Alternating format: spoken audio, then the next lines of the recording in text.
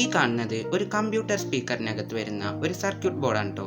അപ്പോൾ ഇതുപോലുള്ള കമ്പ്യൂട്ടർ സ്പീക്കറിനകത്ത് വരുന്ന സർക്യൂട്ട് ബോർഡുകൾ നിങ്ങളുടെ കയ്യിലുണ്ടെങ്കിൽ ഇത് യൂസ് ചെയ്ത് നിങ്ങൾക്ക് വളരെ സിമ്പിളായിട്ട് തന്നെ ഒരു സ്റ്റീരിയോ ആംപ്ലിഫയർ ഒക്കെ വീട്ടിൽ തന്നെ അസംബിൾ ചെയ്തെടുക്കാൻ പറ്റും. അപ്പോൾ ഇത് യൂസ് ചെയ്തിട്ട് ഞാൻ ഒരു സ്റ്റീരിയോ ആംപ്ലിഫയർ ഇവിടെ അസംബിൾ ചെയ്തെടുക്കുന്നുണ്ട്.